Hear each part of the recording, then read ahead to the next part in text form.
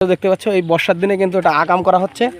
অবশ্য এই আকামের মধ্যে দিয়ে একটু কাজের কাজ হবে। ওখানে একটা বসার জায়গা, পরিতোষের ক্যাফে, সেখানে একটা বসার জায়গার ব্যবস্থা করছে। দেখো পরিতোষবাবু কিন্তু সেই বিয়ারিং সেট আপ করেছে সেই ছোটোবেলার মতো। তো নাও স্টার্ট। বাহ, ফাইন চলছে, ফাইন।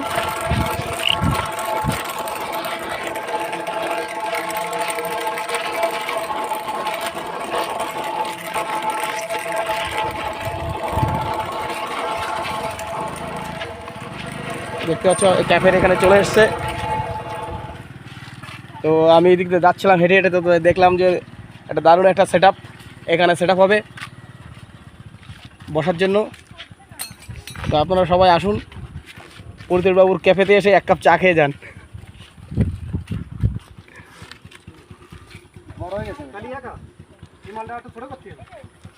তাই তো মনে হয়।